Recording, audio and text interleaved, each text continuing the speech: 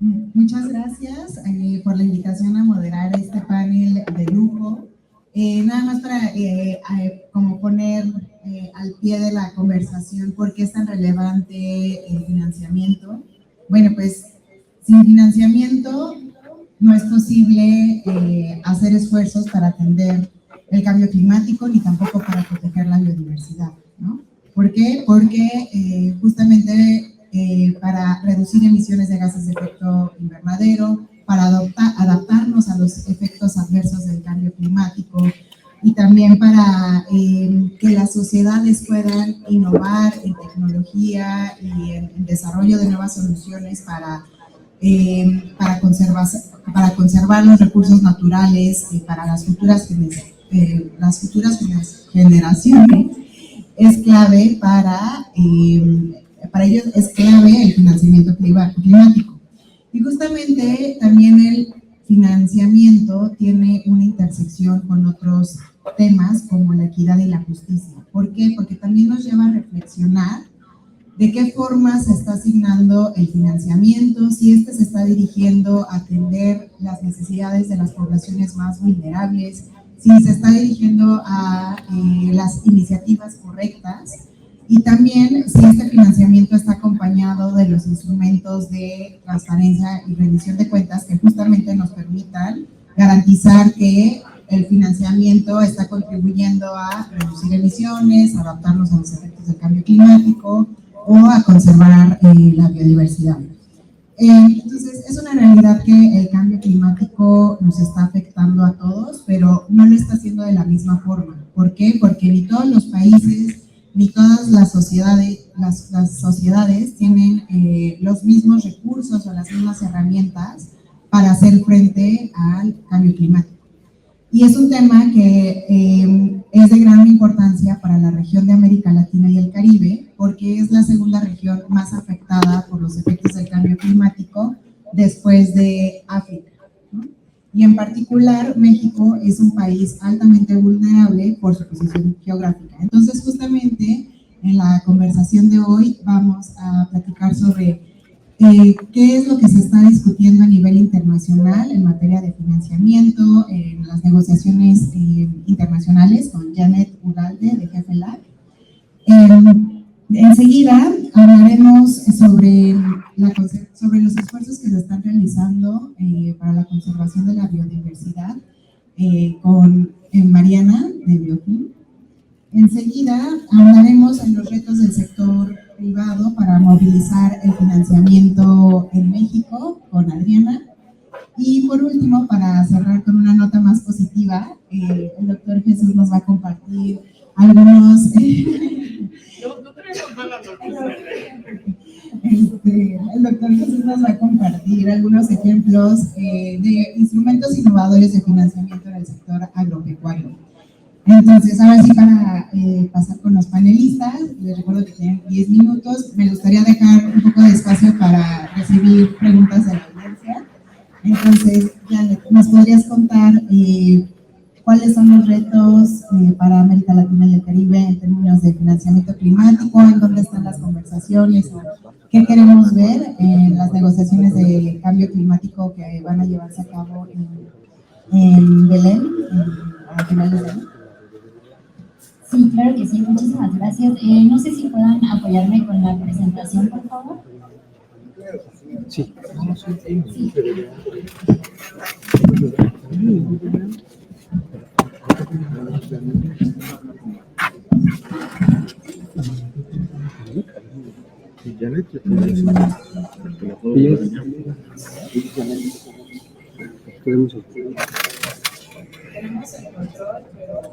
Sí. Ahorita la van a poner. Bueno, de cualquier forma voy iniciando, buen día a todas y todos, muchísimas gracias por este espacio y también pues es un honor compartir este espacio con grandes personas y muy expertas. Y bueno, quisiera iniciar mi participación recalcando algo que seguramente han escuchado en los otros paneles, pero sin duda es muy importante, que es que el cambio climático no es meramente un problema ambiental, es ya también un problema económico, social y que está afectando en sí la vida en el planeta. Y ya no hablamos de un riesgo a futuro, es algo que ya está sucediendo, de verdad, son impactos reales y está sucediendo de manera presente. Por eso es urgente actuar. Y en ese sentido, pues vemos que los recursos que estamos invirtiendo no son todavía suficientes para enfrentar este problema, esta crisis. Y al contrario, lo que estamos invirtiendo está alimentando esta crisis climática. En ese sentido, desde GFLAC estaremos presentando el índice de finanzas sostenibles para América Latina y el Caribe, con un enfoque especial en México, que pues este índice nos va a permitir evaluar cómo estamos en América Latina destinando nuestros recursos, tanto a nivel de ingresos y egresos, a nivel internacional y nacional, para enfrentar la crisis climática y específicamente para cumplir nuestros objetivos de cambio climático y de biodiversidad. En ese sentido, vemos que estamos en un momento crítico. Un poco de contexto es que estamos a nivel internacional, los países pues se han comprometido a limitar la temperatura global a 1.5 grados centígrados. Sin embargo, vemos que al analizar pues nuestros esfuerzos, y también la ciencia lo ha dicho, no estamos caminando justamente a pues esta meta, a no alcanzar el 1.5 grados centígrados, al contrario. Y es por esto que necesitamos movilizar grandes cantidades de recursos para frenar esta crisis. Y fue aquí donde en la COP29 el año pasado en Bakú se aprobó el nuevo objetivo colectivo y cuantificable, donde se pretende movilizar 300,000 millones de dólares anuales hasta 2035, pero vemos que necesitamos unos 5 y 6 billones de dólares anuales, trillones en inglés, y pues bueno, solamente se aprobaron 300,000 millones, pero con miras a que exista una hoja de ruta para poder movilizar 1.3 billones, lo cual sigue siendo insuficiente, porque como dije, necesitamos entre 5 y 6 billones de dólares. Entonces, el reto y la brecha es aún bastante grande. En ese sentido, se estima que para enfrentar este gran desafío, pues, podemos pasar a la siguiente, gracias. Voy a presentar el panorama justamente de cómo está el financiamiento climático en América Latina y el Caribe, cómo se han movido los recursos, los flujos financieros, y primeramente nos encontramos con algunos desafíos. El primer desafío es que no existe una definición universal de qué es financiamiento climático. No está establecida en la Convención Marco de Naciones Unidas sobre Cambio Climático qué es financiamiento climático. Sin embargo, existe una definición operativa que nos dice que el financiamiento climático es aquel que tiene como objetivo reducir las emisiones de gases de efecto invernadero, mejorar su absorción, reducir su vulnerabilidad y fortalecer la resiliencia frente a los impactos del cambio climático. Esto es un desafío importante porque al no tener una definición común, pues nos encontramos con que no sabemos si estamos movilizando realmente, primero, lo suficiente, si estamos movilizando para lo que realmente importa. Los países no saben si deben de reportar o pues no saben qué movilizar en sí. No existe una hoja de ruta común, ¿no? El siguiente desafío es que el financiamiento climático sigue siendo muy limitado al financiamiento internacional para el desarrollo. Si bien se mueve mucho financiamiento para el desarrollo, todavía el financiamiento destinado para cambio climático es mínimo frente al financiamiento para el desarrollo. Y esto también es una pues gran contradicción porque no va a haber desarrollo si no estamos atendiendo el cambio climático. Tan solo el financiamiento para el desarrollo también atiende pues sectores muy importantes para el cambio climático, como es también la agricultura, el transporte, la infraestructura. Es decir, no tendremos un desarrollo si no atendemos el cambio climático. El siguiente desafío es que la distribución del financiamiento climático, si hacemos un estudio de, ok, ¿cuánto se está movilizando entonces de financiamiento climático y en qué acciones estamos priorizando? Nos encontramos que se está priorizando la reducción de emisiones de gases de efecto invernadero. Cuando hemos dicho, como bien lo mencionó Mariana, América Latina y el Caribe es una región altamente vulnerable al cambio climático. eso nos obliga a adaptarnos y debemos de tener presente que la adaptación debe ser igual de urgente que la mitigación. No puede seguir siendo un objetivo secundario. El siguiente desafío, gracias, nos encontramos que si bien hay financiamiento climático que se dirige a América Latina y el Caribe, este financiamiento sigue movilizándose en forma de préstamos. ¿Esto qué significa? Que en realidad seguimos pues profundizando otros retos estructurales como es la deuda. No solamente América Latina y el Caribe tiene que atender la crisis climática, sino también ahora preocuparse aún más por sus niveles de deuda. Esto, pues, por eso, más bien, tenemos que hablar de financiamiento climático de la mano de otras discusiones globales, como es la reforma del sistema financiero, la justicia fiscal y la arquitectura financiera en sí. En ese sentido, paso a presentar el resultado del índice de finanzas sostenibles. Y bueno, el índice de finanzas sostenibles es una herramienta que nos permite evaluar cómo los países están utilizando sus recursos, tanto ingresos y egresos a nivel e internacional, para cumplir sus objetivos de cambio climático y de biodiversidad. Este índice analiza a los 20 países más emisores de América Latina y el Caribe. Y bueno, los resultados que ahora verán son específicamente del año 2023. Y bueno, el índice de finanzas sostenibles se compone de 4 variables, 2 positivas y 2 negativas. En ese sentido, encontramos que las variables positivas son aquellas que pues están haciendo acciones sostenibles, que están dirigidas a acciones sostenibles, como es ingresos sostenibles o presupuesto sostenible. Y aquellas variables negativas son las que están acrecentando el problema, aquellas actividades que están dirigidas, por ejemplo, a la producción de combustibles fósiles, hidrocarburos, minería. Y en ese sentido paso a presentar el ranking general. La metodología es muy simple, las variables positivas se suman y las variables negativas se restan. Así vamos a visualizar realmente, pues tiene unas finanzas sostenibles. Claro que ha habido un avance y bueno, en específico, México se encuentra en el número 15 y ahora veremos pues por qué es esto. Igual acá podrán ver el análisis comparativo del índice de finanzas sostenibles en México, cómo México ha avanzado y también en algunos años ha pues retrocedido en sus finanzas sostenibles, en qué tanto su economía está transitando a un modelo pues más sostenible.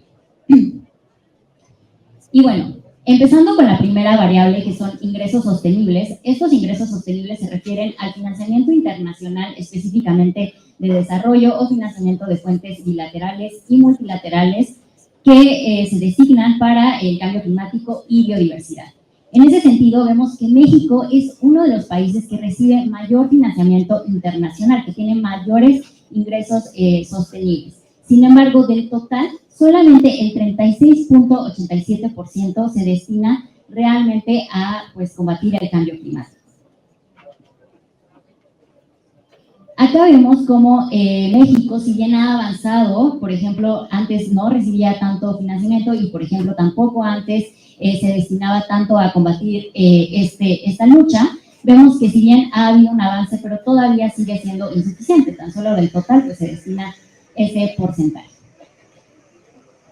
Pasando a ingresos intensivos en carbono, también México está en el segundo lugar, que destina pues, más ingresos a actividades extractivas y pues altamente emisoras. Recordemos que México sigue siendo un exportador de petróleo.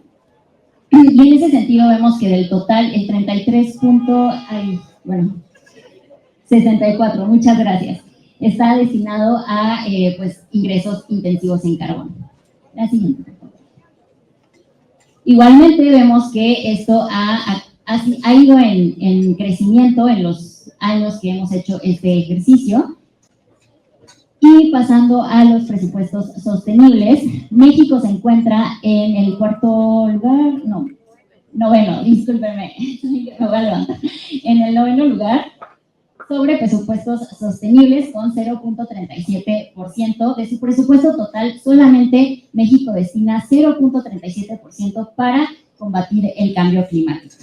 En la siguiente diapositiva igualmente vemos que si bien ha crecido este presupuesto, tan solo desde el 2019 que se destinaba el 0.05%, ahora se destina el 0.37%, sin embargo sigue siendo insuficiente para la magnitud del problema. En la siguiente vemos el presupuesto intensivo en carbono, que tanto México destina, por ejemplo, a petróleo, a minería y pues en sí a combustibles fósiles. Vemos que México se encuentra en el tercer lugar con 10.65%. ¿Esto qué nos quiere decir? Que por un lado sí tenemos buenos ingresos internacionales para combatir el cambio climático, pero México sigue teniendo una economía altamente dependiente de combustibles fósiles y de actividades que, en lugar de pues hacer lucha a esta crisis, pues está acrecentando el problema. Igualmente acá vemos cómo han ido creciendo los presupuestos intensivos en carbono. Podemos ver cómo en 2022 era el 15.43% y ahora tenemos el 10.65%. Y bueno, ahora para hacer un análisis un poco más general sobre los países que se analizaron, en conjunto los 20 países de América Latina y el Caribe destinan más recursos para ingresos intensivos en carbono que para ingresos sostenibles. Tan solo se destinan 58 veces más ingresos por actividades intensivas en carbono. Pero esto es en México, disculpen, en la anterior. Sí, en la anterior. México, este nivel se acrecienta a 58 veces más. No, un poquito más adelante, por favor. 58 veces más. En la siguiente, ahora vamos a ver el presupuesto sostenible. En conjunto, los 20 países analizados destinaron 12 veces más presupuesto a actividades intensivas en carbono que a actividades pues, sostenibles. Y también en México esto se acrecienta. Por favor. Gracias. Aquí son 28 veces más el presupuesto que se destina a actividades intensivas en carbono que a presupuesto sostenible. La siguiente, por favor. Y bueno, ya viendo estos datos, vemos que tenemos grandes brechas y grandes retos, y es por esto que desde GFLAC hacemos las siguientes recomendaciones. En principio, con la actualización de la NDC de México y de muchos otros países que ahora estarán presentando justamente en la COP30 en este año, se recomienda que México pueda hacer una estimación de sus necesidades. ¿Cuánto realmente necesita México para combatir el cambio climático? Y además, hacer una estrategia de financiamiento, no solo para movilizar más financiamiento, sino también para reducir aquellos pues, ingresos y presupuesto que está acrecentando el problema. Igualmente, invitamos y recomendamos a que se haga una mayor sinergia entre clima y biodiversidad. Y, por supuesto, también cerrar esta brecha de adaptación. México también es un país altamente vulnerable al cambio climático y es urgente que nos podamos adaptar. Ya no es suficiente solamente reducir las emisiones. A nivel de ingresos, es necesario que México pueda diversificar sus fuentes de ingresos, dejar de depender de actividades altamente contaminantes y extractivas que, pues en lugar de poder hacer lucha a la crisis, está acrecentando el problema. Igualmente, necesitamos, y seguramente acá el doctor nos va a contar más de eso, sobre pues, mecanismos innovadores de financiamiento, así como una reforma fiscal progresiva. Ya contamos con un impuesto al carbono, pero esto debe impulsarse de una manera pues, con justicia y que realmente esté apoyando a la acción climática. A nivel de presupuesto, si bien sabemos que existe pues, un presupuesto limitado para la acción climática, no solamente es más presupuesto, sino también la calidad del presupuesto. Realmente invertir en políticas públicas que estén apoyando a la acción climática, es decir, que podamos identificar qué políticas públicas realmente están ayudando a combatir el cambio climático. Y a nivel de transparencia y acceso a la información, pues acá todos no me dejarán mentir que como personas ciudadanas nos gustaría saber dónde está el dinero. Y no solamente eso, pues tenemos el derecho a esta información y el Estado tiene la obligación de proporcionar esta información.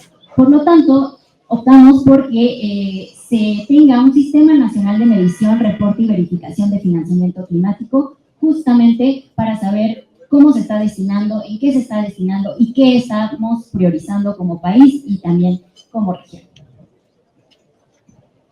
Y bueno, en la siguiente podrán descargar el índice de finanzas sostenibles. También les invitamos a ver la plataforma de finanzas sostenibles. En esta podrán visualizar un poco cómo hemos hecho este ejercicio desde el 2020 hasta el 2024 y próximamente, pues, este año 2025. Muchas gracias.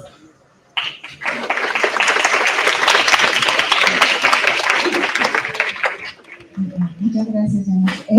Pues sí, justamente quisiera destacar la importancia también en esta conversación del financiamiento y de cómo se está movilizando, pues el contexto tan complejo que estamos viviendo a nivel internacional, con guerras en Sudán, en Gaza, Ucrania, y cómo es que esto también ha motivado a que distintos países recorten el apoyo internacional que se está asignando y que entonces haga que la solidaridad global para los temas como cambio climático, protección de la biodiversidad, están cada vez más en riesgo, ¿no? Y justamente cuando hablamos de financiamiento, como menciona Janet, o sea, no solamente nos debemos de preocupar sobre el monto, la cantidad, que claro que es importante porque ya nos dice muy bien que los compromisos globales de financiamiento se alejan de las necesidades de los países para atender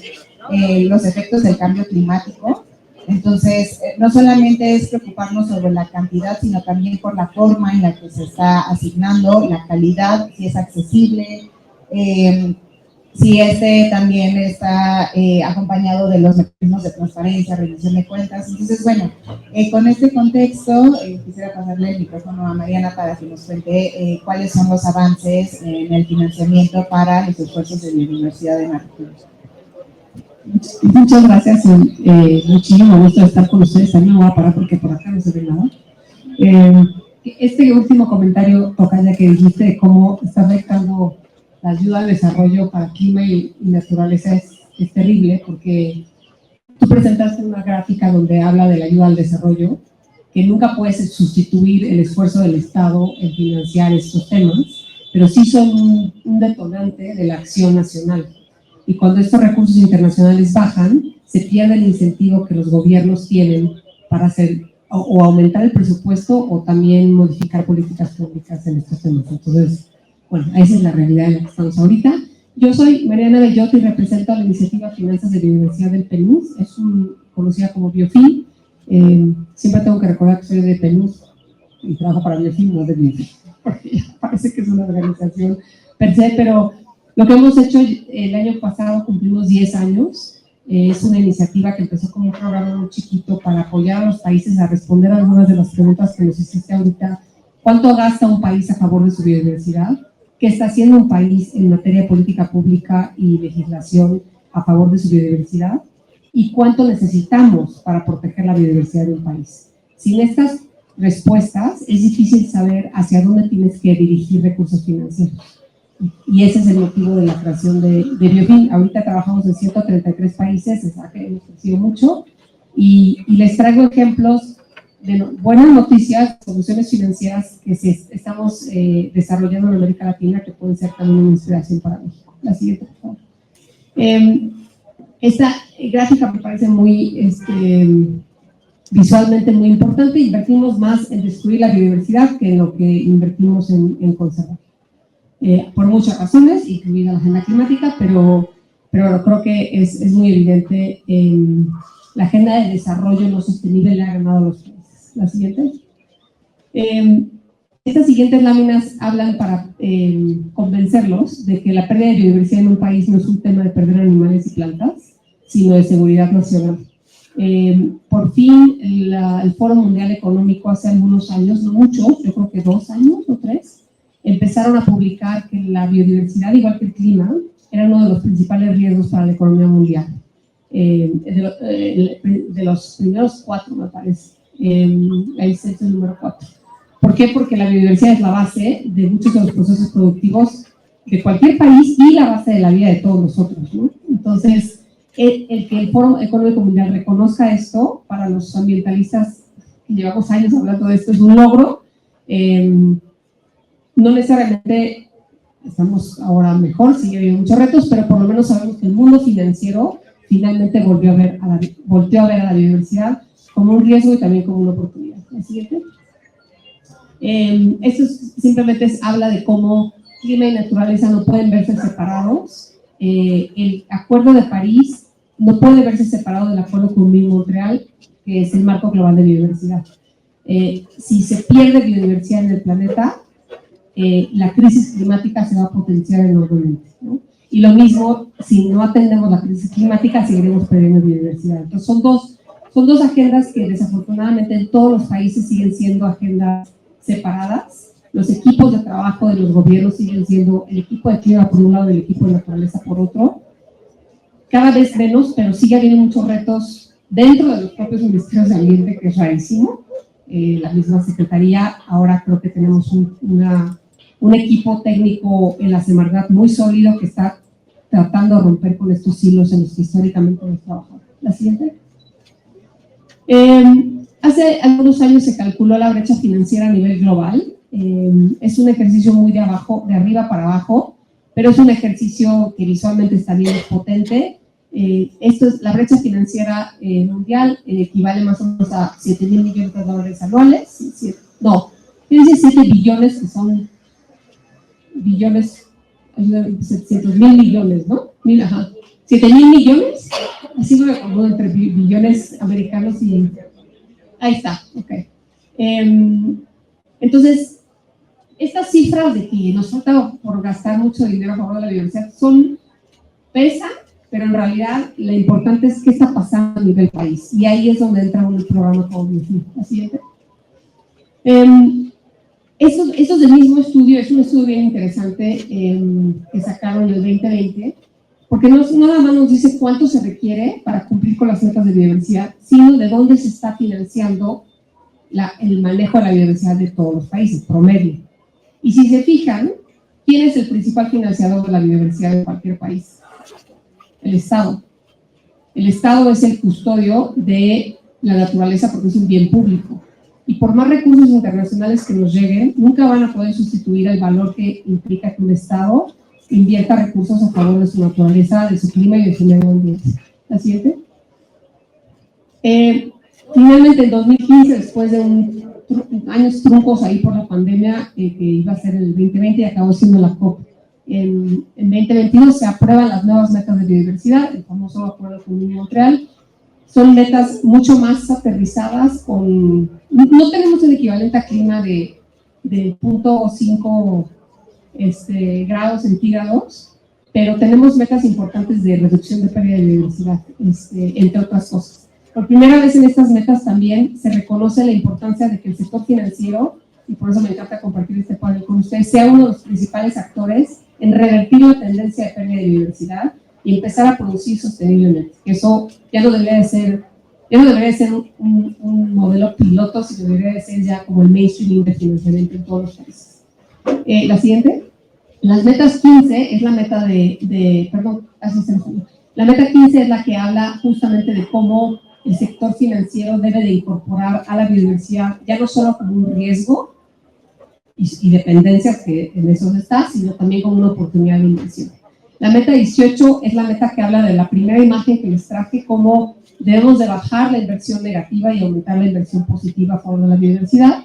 Y la meta 19 es la específicamente habla de cerrar la brecha financiera, movilizando al menos la cifra que dijimos hace rato, los 700,000 millones de dólares al año.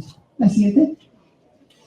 ¿Y qué hacemos en Biofin? No lo publico aquí para hacer un comercial, pero simplemente ayudamos a los países y trabajamos con ellos en saber cuánto gastan, cuánto necesitan y hacer un plan financiero e implementar el plan financiero para la biodiversidad. Aquí sí les hemos ganado el terreno a los climáticos porque el mundo del climático no sabe cuánto necesita para cerrar su brecha financiera, y en biodiversidad ya sabemos, ¿no? Con la brecha financiera en México la estamos actualizando, tenemos una nueva estrategia de biodiversidad, ya tenemos las metas de biodiversidad y estamos empezando el costeo de las metas.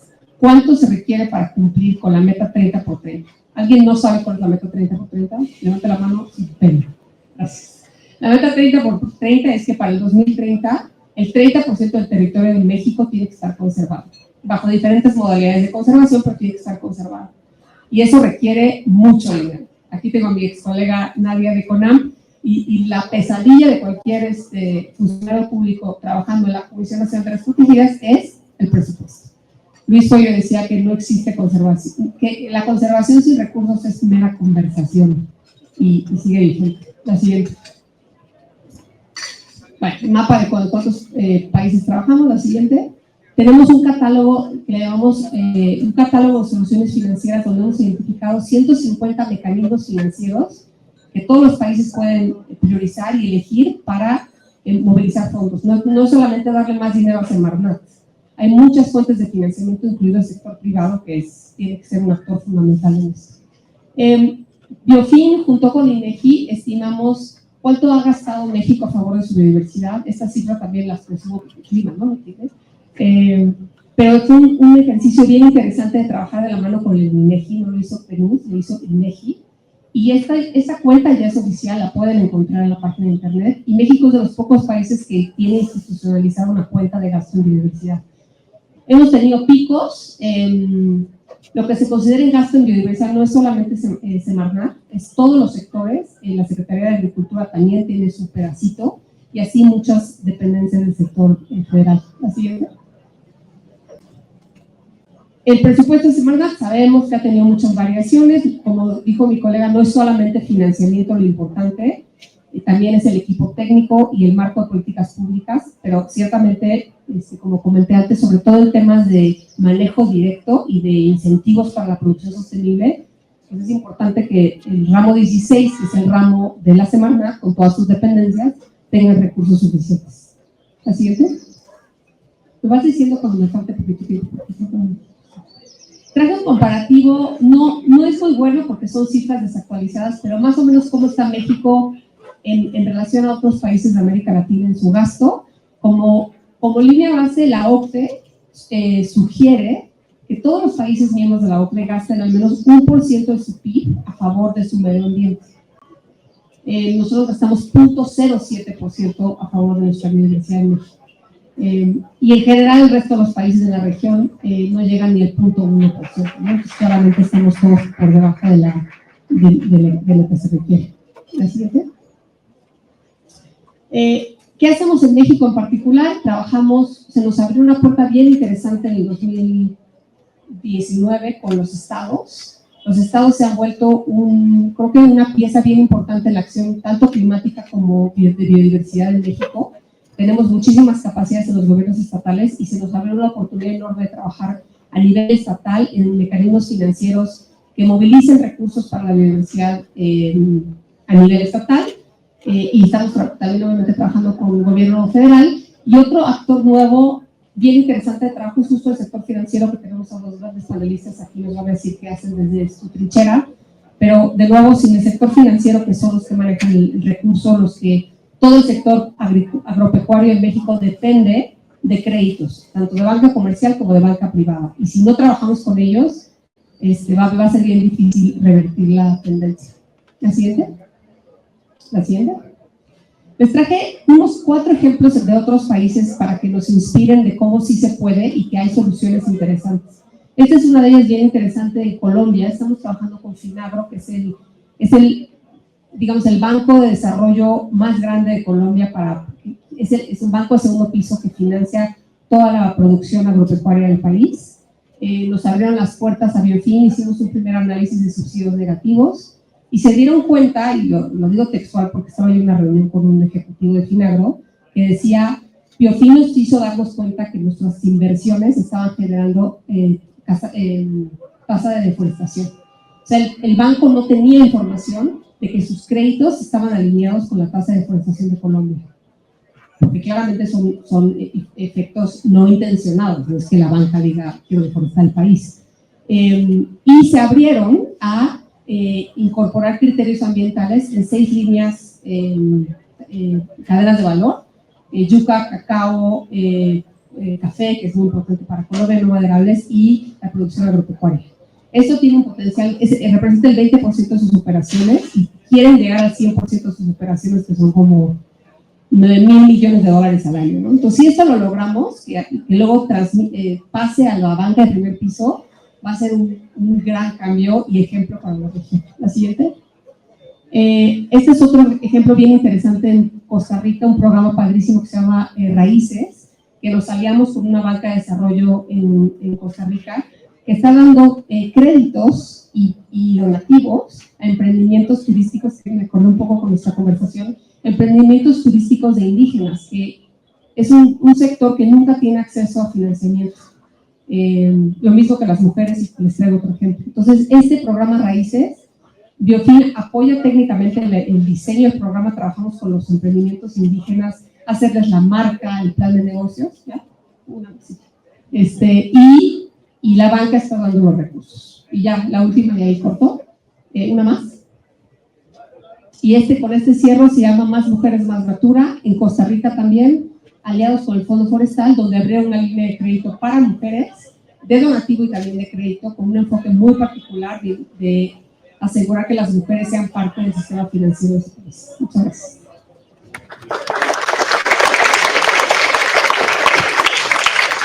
Gracias, Mariana. Pues sí, creo que es muy importante destacar el rol de los estados o de los países, de los gobiernos, para realmente avanzar en la implementación de políticas que tengan una perspectiva integral, o sea, que atiendan tanto los temas de cambio climático como los temas ambientales. Y justo destacaría la gran intersección que tiene un problema global como el cambio climático con, por ejemplo, la seguridad alimentaria, ¿no? Porque justamente en la región de América Latina y el Caribe se proyecta que en los próximos años, debido a las alteraciones y los distintos fenómenos meteorológicos extremos, va a haber una alteración en los periodos de cosecha y sobre todo en cultivos que forman parte de la canasta básica de muchas sociedades, ¿no? Pues bueno, lo dejo hasta aquí para darle el micrófono a Adriana y que nos cuente de los retos y oportunidades de financiamiento en el sector privado en México. Perfecto, pues muchísimas gracias. Yo también me voy a levantar porque no sé, y te agradezco por ayudar a movernos la presentación. Y bueno, y antes que nada, pues muy agradecida por este panel, que estoy segura que todo lo que nosotros estamos diciendo complementa, ¿no? Para este camino, para esta ruta, que también los bancos estamos en la ruta de descarbonización, sin duda. Pues primero que nada, los retos a los cuales nosotros nos estamos enfrentando, sabemos que este es un cambio de mundo, hay un cambio sin precedentes que todos y todas estamos incluidos en él. Y en ese cambio también nosotros tenemos que ir cambiando y transformando cómo nos acercamos y sobre todo a nuestros clientes, e identificándolos y cómo podemos junto con ellos hacer una transformación. Para poderlo hacer, lo que nosotros hacemos en Finanzas Sostenibles tenemos 4 grandes retos. Medición de las emisiones financiadas y establecimientos y objetivos de transición. ¿A qué nos referimos? Es nuestra cartera. ¿Cuáles son nuestros clientes? Y definir de esas inversiones cuáles tienen un destino que es sostenible, por ejemplo, si es para energía renovable o si no lo es. Entonces sabemos que nuestra cartera es verde o puede ser una cartera café, ¿no? Y el objetivo que tenemos es hacer esa transición a que cada vez exista más financiación que sea sostenible. Y cuando hablamos de transición, todavía, gracias. Cuando hablamos de transición, hablamos porque sabemos muy bien que hay una urgencia de cambio, pero todos estamos en un diferente lugar para poder partir. Y eso lo comprendemos, porque tiene que ver de muchos temas. No es lo mismo Europa o como lo puede ser México. No puede ser lo mismo un país donde existan regulaciones que obliguen a hacer cambios a otros en donde no exista en la manera de hacerlo. Entonces nosotros conocemos, sabemos que hay sectores que están en transición y que lo más eficiente, y eso es como nosotros hemos decidido, es ir reconociendo ese paso por paso. Porque ese paso es lo que realmente nos va a llegar hasta el destino. No todos pueden llegar a una transformación del día 1 total. Y por eso nosotros lo identificamos y los asesoramos y los acompañamos en la transformación. El siguiente reto es la integración de la sostenibilidad como una prioridad estratégica. Hacer un cambio para una institución bancaria no significa tener un área. Significa que sea transversal para toda la organización el tener una nueva forma de financiar, de poner los riesgos, de identificar cómo nos acercamos a nuestros clientes y cuáles son sus destinos. Por eso se vuelve una prioridad estratégica. El cuarto es el crecimiento de las regulaciones. Todo esto viene acompañado con todo un marco regulatorio que nos va guiando y nos va obligando a que hagamos también las transformaciones. Y ejemplo de ello son las taxonomías y los estándares de divulgación de información. La taxonomía sostenible mexicana es un ejemplo. ¿No? Todavía no está siendo obligatoria, pero el primer camino es cuando todos nos estamos poniendo en un mismo lenguaje, que nos lleva al cuarto reto, que son la prevención del greenwashing y la gestión de riesgos. Esta prevención del greenwashing es aquello que parece que es sostenible, pero no lo es, porque realmente detrás de esto tiene que haber análisis científicos que nos pueden decir que hay buenas voluntades, pero de buenas voluntades no se soluciona. Así que eso nos ayuda cuando existen taxonomías que nos dicen en un mismo piso parejo qué es lo que está sucediendo, ¿sí? O puedes decir, tengo un diferente material reciclado para un papel, por ejemplo, higiénico, pero parte de bosques están deforestados. Eso no es una buena solución. Entonces, nuestro trabajo es poder, cada crédito, identificar que no sea greenwashing. Y por eso nos hemos reconvertido en tener áreas técnicas en nuestras organizaciones para poder dar respuesta. Me ayudas en la siguiente. Gracias. Para eso, en nuestro caso, en el caso de BBVA, lo que nosotros tenemos es una prioridad estratégica. Desde el 2018, nosotros sabemos que tiene que ser un motor de cambio. Sabemos que esta transformación pues implica grandes retos, pero sobre todo implica enormes oportunidades. Si nosotros somos capaces de ver a la sostenibilidad como una oportunidad en donde todos y todas podemos crecer, sabemos que nos va a ir muy bien a todos y a todas. Y por eso, nosotros, como institución financiera, siempre tenemos objetivos a los cuales llegar. Es como nosotros trabajamos. Tenemos KPIs y esos KPIs son para cumplirse. Y en finanzas sostenibles es así. Nosotros iniciamos con un objetivo que todo esto también es transparente, es publicado, es como nosotros es la mejor manera de comunicarnos, precisamente, y también creemos que así es la prevención del greenwashing, es siendo esta transparencia. Y lo tenemos en nuestros objetivos en el 2018, iniciamos con 100,000 millones de euros, subimos en el 2021 a 200,000 millones de euros, en el 22 a 300,000 millones de euros, y el nuevo objetivo tenemos del 2025 al 2029 de 700,000 millones de euros, que creo que tiene que ver precisamente con lo que anteriormente mis compañeras habían compartido. Tenemos una meta mundial en donde sabemos que las instituciones financieras estamos alineadas, o por lo menos la nuestra, al Objetivo de París desde el 2015, y a partir de ella y trabajando y poniéndolo de acuerdo a nuestras carteras, de acuerdo a nuestros clientes, nosotros hemos marcado este objetivo en donde les decía, es cómo vamos cambiando la financiación de nuestras carteras. Para nosotros es muy relevante entrar a ese destino de a quién y para qué estamos financiando. Tenemos que hacerlo, hemos tenido que agregar esas preguntas cuando nosotros generamos un crédito. Y eso también implica un cambio para el cliente, porque al cliente también le estamos pidiendo más información, le estamos pidiendo que nos compruebe más. Ahora bien, todo esto lo tenemos en una visión holística de la sostenibilidad. He hablado, por supuesto, con la parte verde, que es un poco más al momento de ser cuantificable para nosotros es más fácil, ¿no? Con las emisiones, etcétera, ¿no? Sabemos la adaptación, lo importante que es, y por supuesto que estamos trabajando en ello. No pensaríamos, imagínense pensar en las problemáticas en México y no pensar en agua, ¿no? Y no pensar en adaptación sería muy difícil. Por ello, nosotros creemos que es una visión holística y lo hemos dividido en estas tres partes. Primero, las oportunidades de limitación del calentamiento global, por ejemplo, es transporte eléctrico, eficiencia energética, energía renovable. Ahí nosotros nos fijamos y por supuesto tenemos, de acuerdo a los alineamientos, es qué porcentaje de ahorro debemos de tener, cómo está comprobado ese porcentaje.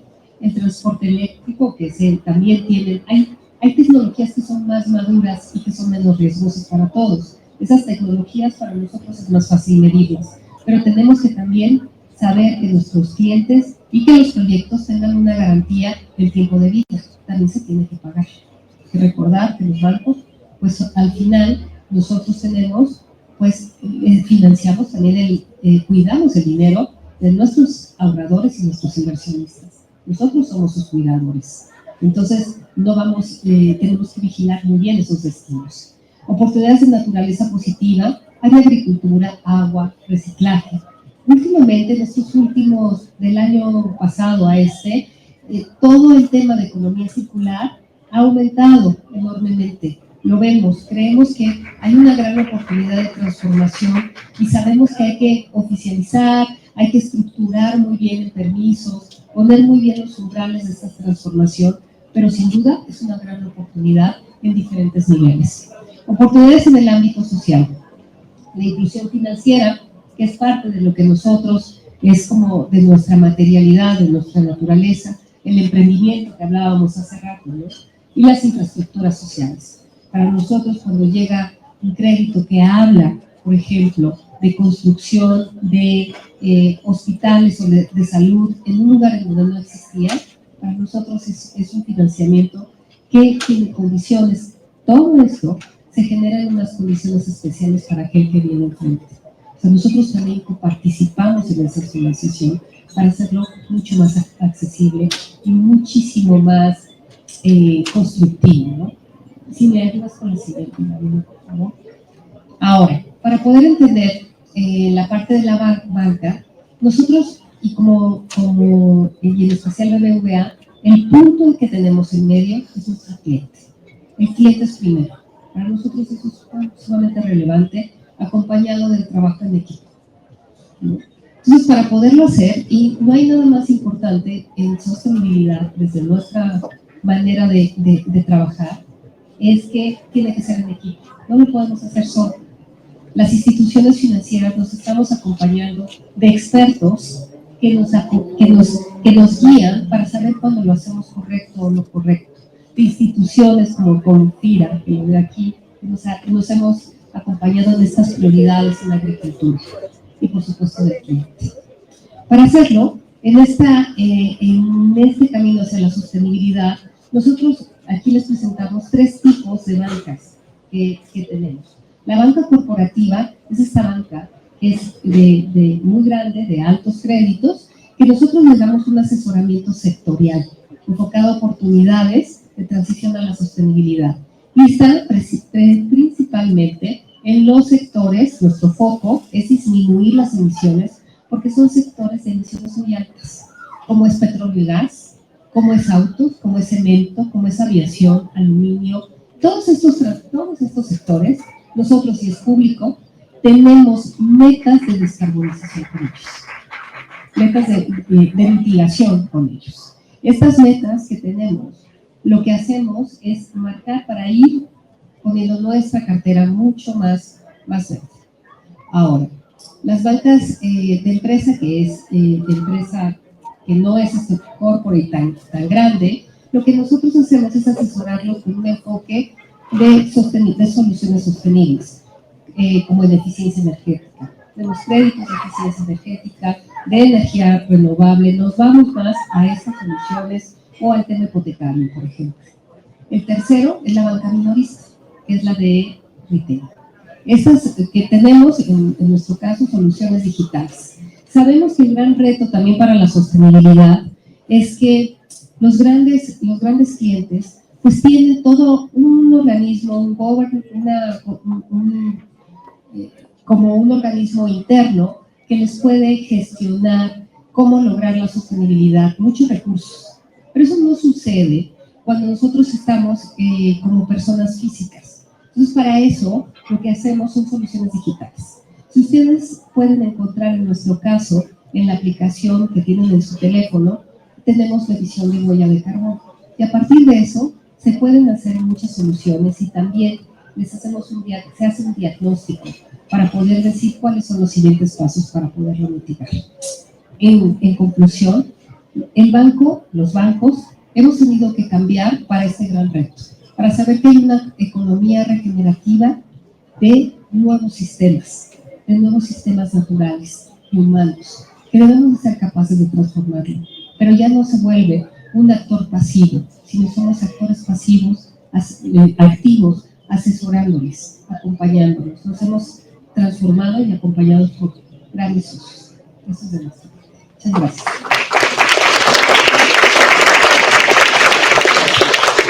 Gracias. Justo destacar esas buenas prácticas del sector privado para la forma en la que se toman decisiones en el país, ¿no? O sea, hacer transversal las agendas de medio ambiente y cambio climático en la toma de decisiones, el que se definan indicadores de desempeño intermedios y por sector, y justamente eso lo menciono porque este año con el cambio de gobierno no solamente se están elaborando los nuevos planes sectoriales, sino también México está por presentar un nuevo compromiso ante la Convención Marco de Naciones Unidas sobre Cambio Climático, y justamente este compromiso también debe de mostrar que existe una alineación y coherencia entre sectores para alcanzar las metas planteadas en estos objetivos. Entonces, bueno, ahora sí paso con Jesús para que nos cuente de los instrumentos innovadores que se han implementado en el sector agropecuario.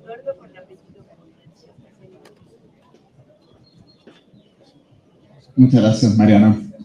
Muy buenas tardes a todos.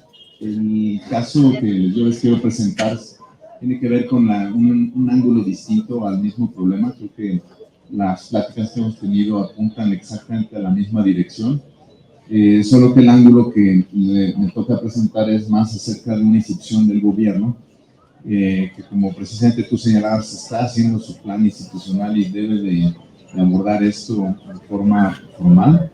Decirles cómo nos toca a nosotros llevar el financiamiento sostenible y para adaptación al sector, pero sobre todo no solo llevarlo, sino facilitar que en el sistema financiero mexicano haya las condiciones para que no solo FIRA, sino entidades del sector privado hagan llegar el recurso sobre todo con un enfoque no solo sostenible, sino también social, es decir, a los más pequeños productores. Pues parte de la presentación es el reto de cómo es ese camino, el tipo de acciones que puede hacer una institución pública para lograrlo y sobre todo estimular un mercado que sin estímulo, también lo mencionaron mis colegas de panel, sin apoyo o entrada de estímulo del gobierno es muy difícil de tomar. Entonces, si nos vamos a la siguiente, no voy a ir directo al punto, es la siguiente lámina. Miren, este sería básicamente las dos rutas más tradicionales de hacer llegar recursos de los mercados a objetivos de financiamiento sostenible, ¿no? Entonces, arriba tenemos, por ejemplo, el canal bancario. En el canal bancario, lo que tradicionalmente vemos es que se tiene una amplia fuente de depósitos del público. Estos depósitos del público son intermediados por la institución bancaria y se llevan generalmente a proyectos de mediano o gran escala que tengan este matiz de sostenibilidad con el medio ambiente que Adriana ya explicó ampliamente, ¿no? Entonces sería un canal bastante consolidado, yo creo que trabaja en esta intermediación y le da este sentido de sostenibilidad del recurso. Un canal también muy frecuente sería el del mercado de valores, donde, por ejemplo, una empresa, puede ser una empresa del campo grande, su carne, altura, emite un título de deuda. Este título de deuda alcanza al mercado de valores, donde se encuentran afores, fondos de inversión, bancos, invierten en el título tiene alguna denominación temática, puede ser social, sostenible, de adaptación, y el recurso llega a la empresa para dedicarse a objetos de sostenibilidad. Entonces este también es frecuente, lo van a ver con emisiones del mercado bursátil, y bueno, llega al objetivo, sigue siendo una empresa mediana o grande la que llega a alcanzar la magnitud para llegar a los grandes inversionistas en el mercado de valores. Si vamos a la siguiente, por favor. La pregunta importante sería, ¿cómo podemos hacer que los grandes inversionistas del mercado de valores puedan hacer llegar recursos que tengan este objeto de sostenibilidad y adaptación al medio ambiente a pequeños productores, o medianos productores, o incluso grandes? Pero en particular esta línea roja es la que representa un reto muy importante, dado que la afectación del cambio climático está teniendo mayores efectos en los que menos herramientas tienen, que terminan siendo productores pequeños o pymes. Entonces, esta es la línea que yo les voy a platicar cómo se puede establecer o estimular basado en la acción de una institución pública. Si vamos a la siguiente. Aquí, antes de entrar a la solución, me gustaría hablar de algunos retos que enfrenta esa línea roja, ¿no? Por ejemplo, en primer lugar, tenemos que hay una baja especialización en crédito agro y mitigantes no financieros. Entonces, si ustedes analizan el sistema financiero, al menos en el ámbito agro, no es que haya una gran diversidad de intermediarios que se especialicen en ese tipo de crédito. Eso hace más difícil poder llegar al pequeño productor. Ya digo, el mediano productor quizás sea factible, pero al pequeño se empieza a complicar. Es una barrera que hay que atender. Otra barrera es la escasa información de vulnerabilidad ante riesgos de entorno. Las instituciones financieras no necesariamente son expertas en los riesgos que enfrentan los pequeños productores ante el cambio climático. Hay una baja disponibilidad de instrumentos mitigantes de riesgo. Cuando tú te acercas con un productor y buscas un seguro o alguna cobertura de precio que le atienda el problema específico que está enfrentando, no es tan fácil que la institución de seguro haga llegar ese producto mitigante del riesgo. Lo es más fácil en grandes empresas o en otras industrias, pero no en el sector agro, que no lo mencioné en la introducción, pero es uno de los más afectados por el medio ambiente. Y el último, como barrera, es el que el costo de supervisión de un pequeño número de grandes proyectos es menor. Es decir, un banco tradicional va a tener más fácil otorgar un crédito mediano o grande, supervisarlo, otorgar 100 créditos chicos y luego mantener una calidad de cartera aceptable. Hace esto una barrera, dado que el banco con recursos escasos pues prefiere generar esos créditos que son de más fácil supervisión o de más tamaño y generan menos costos tanto de riesgo o de supervisión, como puede hacer, por ejemplo, un crédito en la Sierra de Veracruz. Entonces estas son barreras. Ahora, ¿qué formas se pueden adoptar para atenderlas? Si vamos ahora hacia la siguiente. Mira, este es básicamente el esquema de operación de la institución. Es una institución que administra el Banco de México. La Secretaría de Hacienda es quien puso el capital semilla.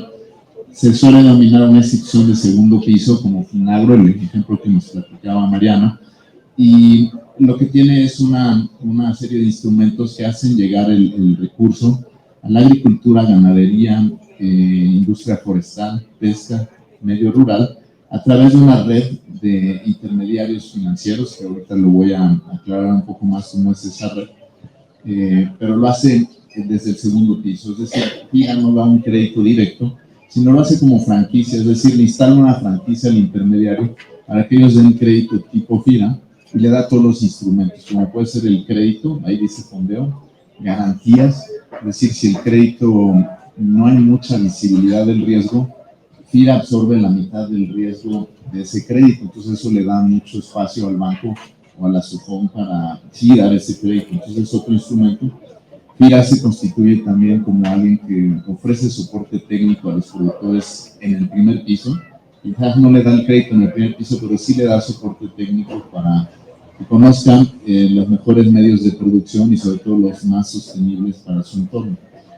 Y bueno, en otra línea de trabajo también ofrece programas de subsidio para facilitar que esos créditos se otorguen. Voy a platicar uno que hemos platicado de hecho con el PNUD, aquí en Biofin, para reducción de nitrógeno en el campo. Entonces, estos son básicamente la estructura institucional, y ahora va a quedar un poquito más claro cómo es que se puede hacer llegar el crédito. Entonces, nos vamos a la siguiente, por favor. Esta es básicamente la red de intermediarios financieros a través de los cuales FIRA descarga los recursos. Como ya vimos, si se centrara solo en entidades bancarias, sería muy difícil traspasar esa barrera de los 500,000 pesos de crédito, que es en mi experiencia más o menos donde debajo de la cual es difícil que entre un banco a financiar al menos crédito al campo. Sin embargo, tenemos, por ejemplo, la presencia de SOFOMES. SOFOMES es el verde oscuro, son 71 SOFOMES. Entonces, solo por mencionar una. Hay una SOFOM que atiende nogaleros en Chihuahua, solo atiende nogaleros en Chihuahua. Hay otra que solo atiende ganaderos en Sonora. Tenemos una que atiende apicultura en Campeche. Tenemos otra que atiende exclusivamente Península de Yucatán. Entonces, la presencia del intermediario no bancario le da especialización al crédito y sobre todo amoldamiento a las condiciones de entorno, además de que son créditos de pequeña escala, entonces es más fácil llegar al pequeño productor. Hay uniones de crédito, entonces ustedes reconocen las que son productoras de leche, como Lala, Alpura, tienen uniones de crédito, entonces son intermediarios que también operan con nosotros. Los bancos, por supuesto, SOFIPOS y sociedades cooperativas. La sociedad cooperativa es una entidad de entorno, de conocimiento local, que de hecho capta recursos del público y tiene a los mismos clientes que depositan como clientes de crédito. Entonces conoce muy bien cómo opera la comunidad, qué tipo de agricultura se hace en ese espacio y entonces, bueno, recibe servicios de los que FIRA ofrece. Entonces, refiriéndome a esa línea roja en la cual bajaba el recurso al pequeño productor, se vuelve indispensable buscar intermediarios de nicho que faciliten que el recurso llegue al pequeño productor en el formato que se requiere. El trabajo esencial de la institución es construir esta red. Construir esta red es un trabajo muy complejo, que hay que interactuar con intermediarios, ver el riesgo que representan, que tengan los instrumentos y hacerle llegar el fondeo y las garantías. Pues esta es una parte esencial para hacer llegar el recurso. ¿De dónde se obtiene el recurso? Bueno, FIRA sí tiene acceso a los mercados grandes de inversionistas al hacer emisiones de alto volumen y luego esas emisiones de alto volumen, que muchas de ellas son temáticas, las descompone en pequeño tamaño para que lleguen a esta red de intermediarios y a su vez hace llegar al público, ¿no? Vamos a la siguiente. Básicamente esta será la última lámina que les proyecté. Aquí se están proyectando 1, 2, 3, son 6 formas de estimular este mercado, ¿no? Si ya se entiende cómo es la mecánica, pues voy a poner 6 ejemplos de cómo se facilita que el recurso esté fluyendo. El primero son las taxonomías, ya se mencionaron bastante bien en el panel. FIRA ha construido de la mano de organismos multilaterales como la Agencia Francesa o el Banco Interamericano taxonomías que toman estándares, por ejemplo, en el caso de agricultura fueron estándares europeos.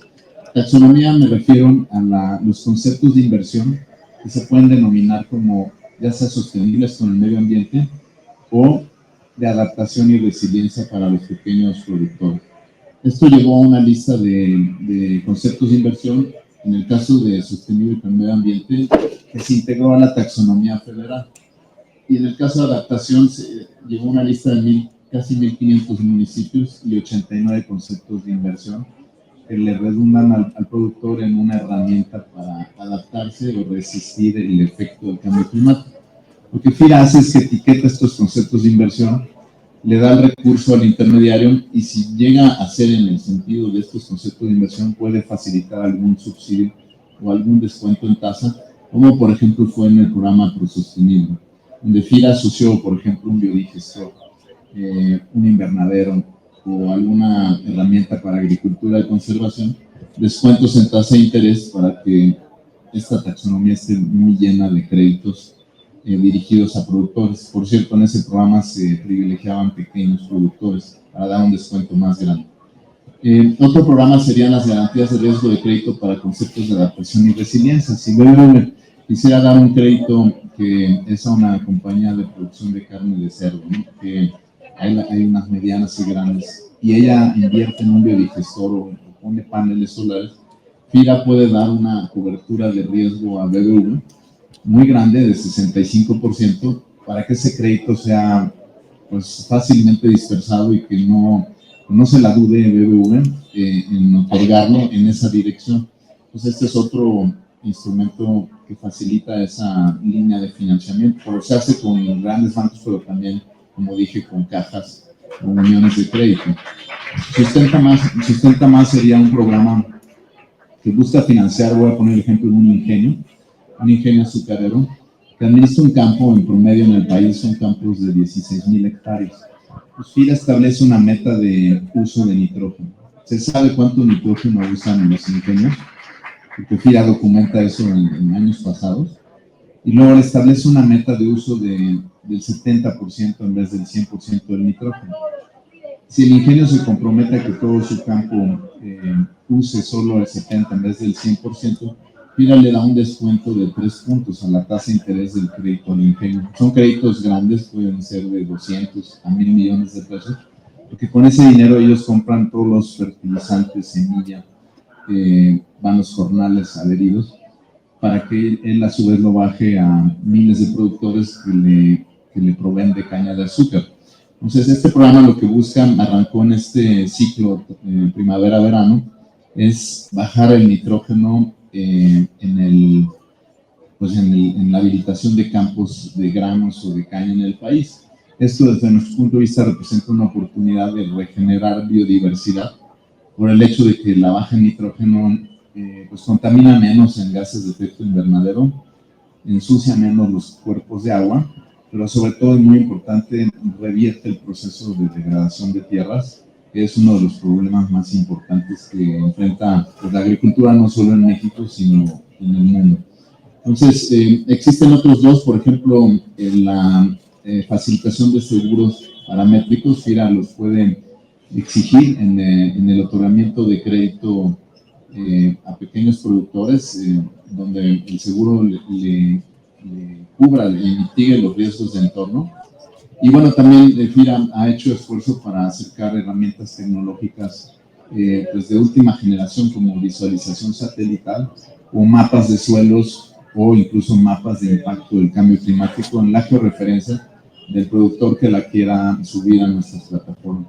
Pues en resumen, esto es una forma de dar ejemplos de cómo estimular este canal de intermediación por una institución pública. Y bueno, cierro diciendo que esta institución pública ha cumplido 70 años de vida y que tiene este compromiso prioritario. Entre sus 3 compromisos prioritarios está el de sostenibilidad con el medio ambiente, y que solo puede operar a través de alianzas con el sector privado. Entonces, FIRA no puede llegar a su destino si no es a través de aliarse, pues ya sea con multilaterales, con bancos como BBV, o sobre todo con cajas de ahorro que, como dije, son intermediarios de verdadero impacto en pequeñas comunidades, sobre todo en un objetivo tan prioritario como es este. Creo que el tiempo ya nos cubrió, pero les agradezco mucho su atención y estamos abiertos a sus preguntas.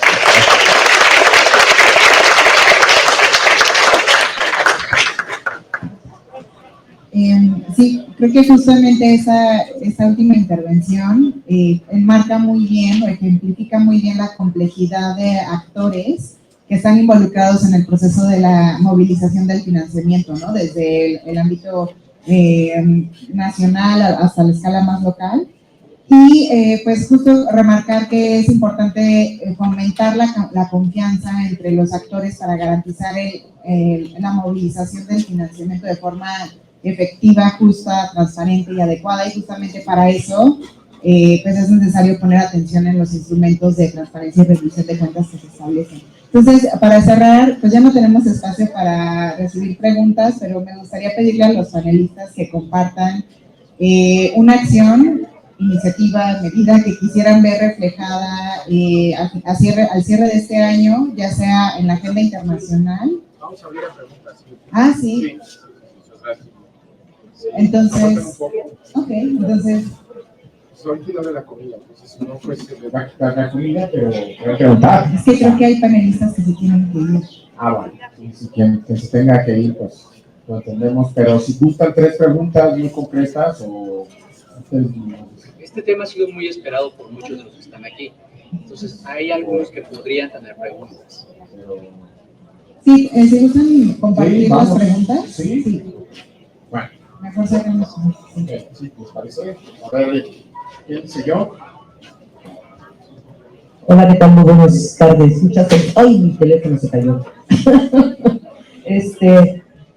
Mira, bueno, a todos ustedes, obviamente, como medio de comunicación de 2000 Agro, a mí me gustaría mucho saber cómo se acercan con ustedes y cuáles son los resultados que tienen anuales.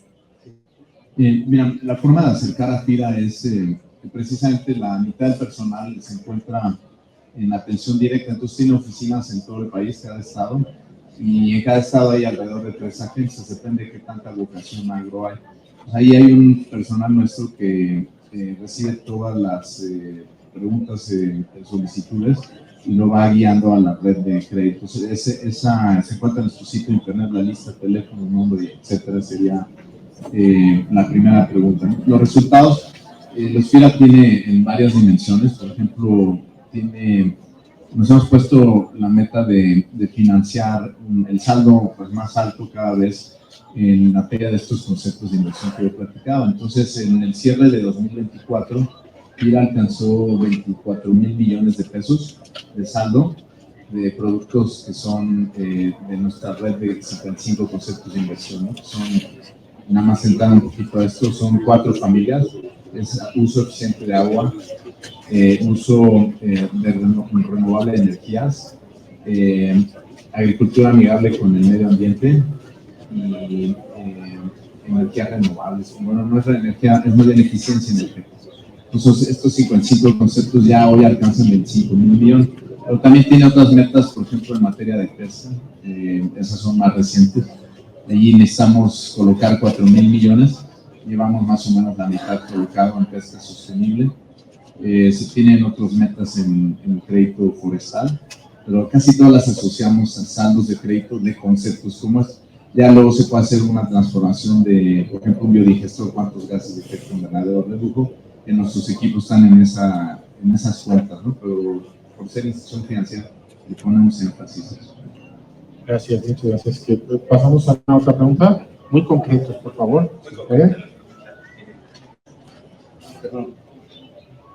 Muy concreta la pregunta. En materia de biodiversidad, perdón, preguntar, ¿cómo es la metodología para llevar a cabo una medición de pérdida de biodiversidad en las diferentes regiones de nuestro país, concretamente en el sur-sureste?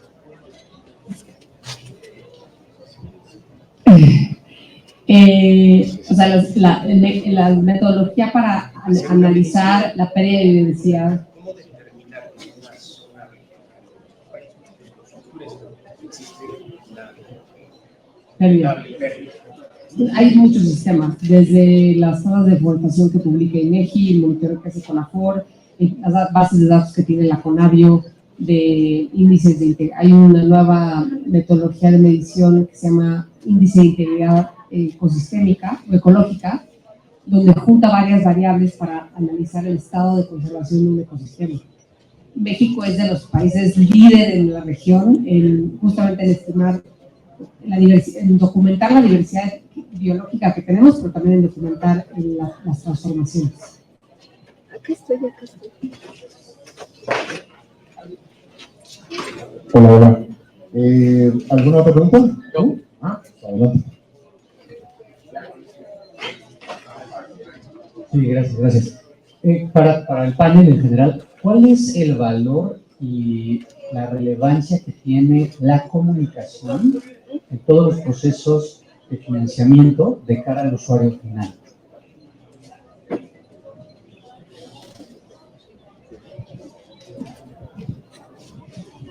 Mira, nosotros el tema de comunicación lo vemos en 2 lugares muy importantes. Uno es vamos a decir, de nuestras instituciones hacia los inversionistas.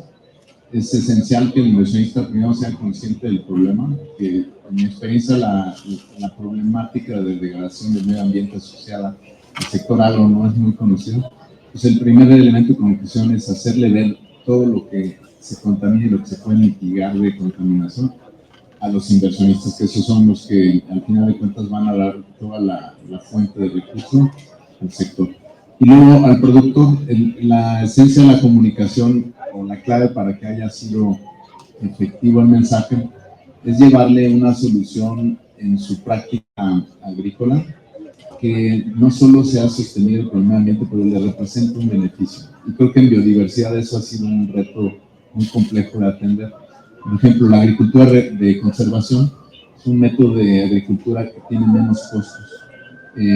No necesariamente más rendimiento, pero menos costos. Cuando nosotros llevamos ese mensaje al productor, entonces se interesa y se conecta con una solución sostenible.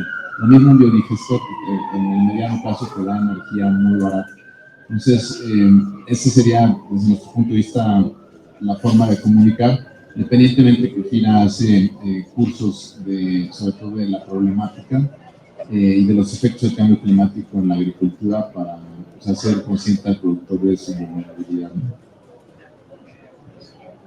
Y bueno, desde sociedad civil, comunicación es un elemento clave para garantizar la transparencia y rendición de cuentas y también para asegurar la participación informada de los ciudadanos en la toma de decisiones.